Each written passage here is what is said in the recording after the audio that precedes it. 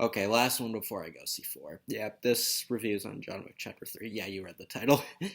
So the plot of this movie is after the events of the first movie where John Wick killed Santino D'Antonio, he gets kicked out because he was unauthorized for his assassination. So he gets kicked out and he kind of doesn't know what to do, and then he goes down and then he finds out that there's a lot of hitmen that are actually after him because a $14 million bounty is placed on him, and because he is now deemed a fear hitman simply because he kills someone without uh, intending to, without being told to.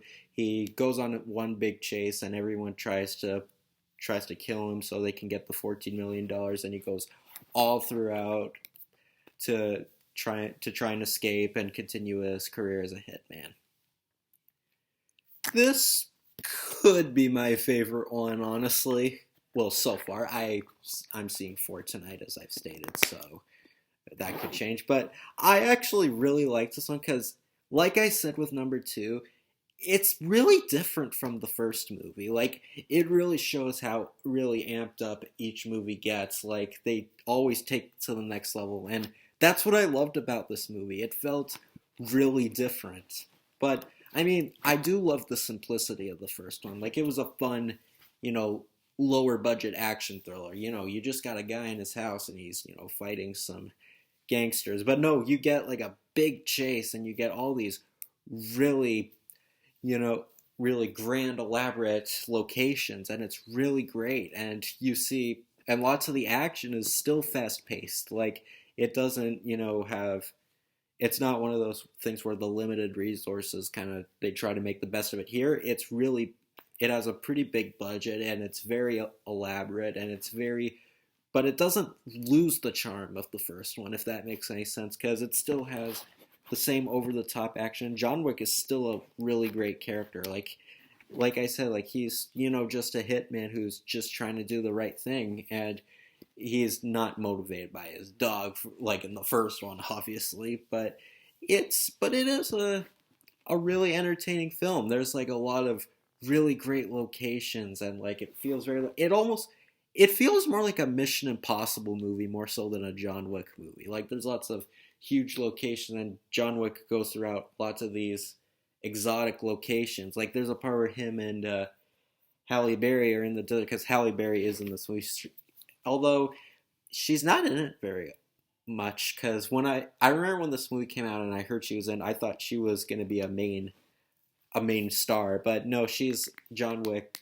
She's a kind of a rival with John Wick, but they kind of form together and try to become partners and form their ways. But yeah, she's not in it that much. There really kind of was no real purpose for her character. But I mean, when she's there, she's good. Her and Keanu Reeves do work well together, given the characters are supposed to be kind of polar opposites who are forced to work together. And yeah, even though you've seen that dynamic too many times in action movies, it really was fun to see. It was cool to see John Wick, try to interact with someone else. So that even if it wasn't for that much of the movie, it still was an interesting thing to see. And it's very big. Like, even though it didn't have the hugest budget, I think it only cost like what, $90 million or something. It looks great for that kind of movie, and it's very, very fun. It doesn't lose the luster of what made the first one great. It's just, I guess, if you just put this character of John Wick in any situation, you'll probably get a really good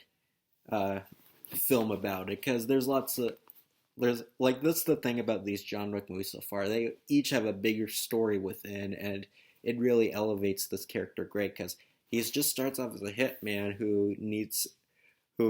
really decides he wants to start his career again, and that look at him now. He's on this big, huge mission in Italy. Like, it's really cool. So yeah, John Wick Chapter 3 so far, I think this could be my favorite in the series, and it's probably one of the rare third movies that's actually the best one, because sometimes that does happen, but more often than not, I think we can all agree. Uh, Lots of people claim third movies aren't always the best, even though lots of cases I think they can be. So yeah, John Wick Chapter 3, if you love the first two, you'll definitely enjoy this one. It's really good. It's definitely gives you want from a John Wick movie while still feeling like a much bigger film without losing any of the charm that the first two had. So yeah, John Wick Chapter 3, Parabellum, it's really good. So yeah, I'm gonna see 4 tonight in a bit. I don't know when I'm going. I think I'm probably going in like an hour or so. So I'll see you when I after I see it. So that's my review of John Wick Chapter 3. So take care, and I'll see you whenever I get back. So later.